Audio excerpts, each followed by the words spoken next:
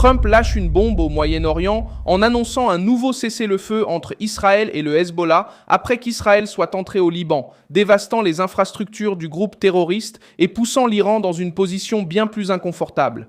Ce mardi 2 juin 2026, ce qui apparaît, c'est une pression directe sur Téhéran, car le Hezbollah a toujours été l'un des principaux bras du régime iranien contre Israël.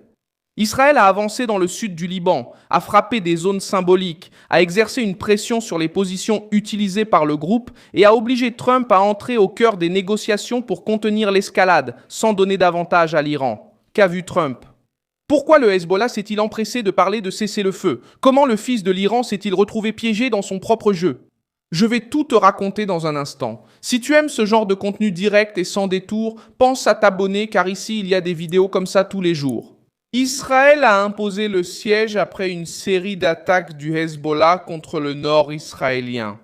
Le groupe, financé et armé par l'Iran, utilisait des drones, des roquettes et des positions dans le sud du Liban pour maintenir Israël sous pression.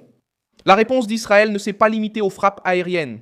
Des troupes ont avancé sur le territoire libanais, ont atteint la forteresse de Beaufort, près de Nabatieh, et ont commencé à opérer dans une zone de grande valeur militaire et symbolique. La région se trouvait sur des points élevés, offrant une vue sur une partie du sud du Liban et sur des zones du nord d'Israël, d'où des attaques étaient lancées. La prise de Beaufort a eu du poids parce qu'Israël ne contrôlait pas cet endroit depuis le retrait du sud du Liban en 2000. Le mouvement a montré que le Hezbollah a perdu du terrain dans une zone qu'il a toujours présentée comme un territoire de résistance.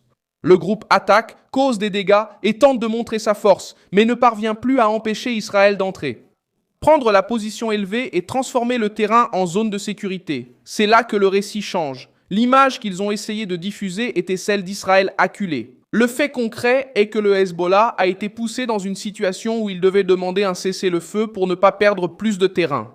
Netanyahou a ordonné l'expansion de la manœuvre militaire contre le Hezbollah parce que le groupe continuait d'attaquer même après des tentatives précédentes de trêve.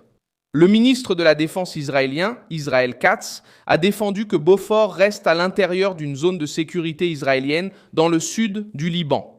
Cela montre que l'opération n'était pas seulement une réponse émotionnelle. C'était une tentative de créer une zone de protection, d'éloigner le Hezbollah de la frontière et de réduire la capacité du groupe à atteindre les communautés israéliennes dans le nord.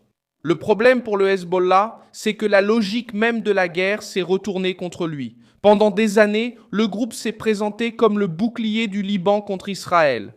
Maintenant, il apparaît comme la raison directe de l'avancée israélienne sur le territoire libanais. Lorsque le Hezbollah tire des drones et des roquettes, il donne à Israël la justification pour élargir l'opération. Lorsqu'Israël avance, le gouvernement libanais se retrouve exposé parce qu'il ne contrôle pas le groupe le mieux armé à l'intérieur de son propre territoire. Lorsqu'un cessez-le-feu est proposé, il devient évident que le créateur de la crise ne peut la résoudre seul.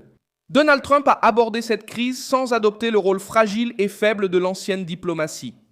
Il n'a pas présenté d'excuses au Hezbollah, il n'a pas traité la milice comme une victime et il n'a pas mis Israël au même niveau qu'un groupe terroriste soutenu par l'Iran. Donald Trump a parlé avec Benjamin Netanyahou, a retenu une attaque plus large contre Beyrouth et a annoncé que, par l'intermédiaire de médiateurs, le Hezbollah avait accepté de cesser les tirs contre Israël. La différence est simple. Il a laissé la pression militaire susciter la peur au sein du Hezbollah, mais il a empêché que la guerre ne dégénère en une explosion qui donnerait à l'Iran une excuse pour abandonner les négociations. Le message de Donald Trump était calculé. Israël pouvait continuer à exercer une pression sur le sud du Liban, mais Beyrouth ne deviendrait pas le centre d'une escalade incontrôlée à ce moment-là. Cela préserve l'avantage israélien tout en mettant Téhéran dos au mur. L'Iran voulait utiliser le Liban comme monnaie de chantage. Donald Trump a transformé le Liban en moyen de pression. Si le Hezbollah est vraiment le bras de l'Iran, alors le régime iranien commence à payer le prix politique pour chaque attaque du groupe. Si le Hezbollah accepte le cessez-le-feu, il admet que la pression a fonctionné. S'il refuse, Israël garde une raison de frapper plus fort. L'annonce du cessez-le-feu est venue après que des responsables liés au Parlement libanais ont informé l'administration Trump que le Hezbollah serait prêt pour une trêve générale et immédiate. Ce Hezbollah n'est pas né dans un contexte de victoire du Hezbollah. Il est né après l'avancée israélienne, la pression sur Beyrouth, la peur de nouvelles attaques et le risque d'une guerre plus large impliquant l'Iran. Le fils de l'Iran n'a pas demandé à discuter parce qu'il était à l'aise, il l'a fait parce que l'étau commençait à se resserrer. Trump a montré qu'il pouvait permettre la pression contre le Hezbollah sans laisser Netanyahou livrer à l'Iran sans une excuse parfaite pour enflammer toute la région. Pour ceux qui comprennent le pouvoir, c'est une négociation avec un couteau sur la table. Le Hezbollah a essayé de compenser ses pertes avec des drones plus difficiles à intercepter. Ces équipements, certains guidés par des systèmes qui réduisent la vulnérabilité aux interférences électroniques, ont suscité des inquiétudes en Israël. Même ainsi, la réponse israélienne a été de chercher à contrôler physiquement le terrain. Cela change le poids du conflit. Un drone peut causer des dégâts, mais il ne permet pas de tenir un territoire. Une roquette effraie les communautés, mais elle n'empêche pas une force militaire de prendre un point stratégique. La guerre dans le sud du Liban a montré exactement cette différence. La forteresse de Beaufort porte également une mémoire historique. Dans les années 80, pendant la présence israélienne au Liban, la région a été marquée par des affrontements intenses. Maintenant, en hissant à nouveau le drapeau là-bas, Israël a voulu envoyer un message à l'intérieur comme à l'extérieur. Le Hezbollah n'est pas le maître du sud du Liban. Le symbole est crucial car la guerre, c'est aussi de la communication. Lorsqu'une milice liée à l'Iran perd un point symbolique, elle perd aussi une partie du récit qu'elle utilise pour recruter, intimider et dominer la politique libanaise. Le gouvernement libanais s'est retrouvé au milieu du choc. D'un côté, Israël exige la sécurité et veut éloigner le Hezbollah de la frontière. De l'autre côté, le Hezbollah agit comme une force parallèle et pousse le Liban vers une guerre que la population n'a pas choisie. C'est dans cette division que Trump a trouvé une marge de manœuvre. La proposition américaine de cesser le feu ne sauve pas le Hezbollah de la pression. Elle oblige le groupe à s'engager publiquement à interrompre les attaques. Alors qu'Israël maintient ses positions dans le sud et continue d'exiger des garanties, l'Iran a compris le danger. Téhéran a menacé d'interrompre les contacts avec Washington si Israël continuait ses attaques au Liban. Cette menace révèle la dépendance iranienne.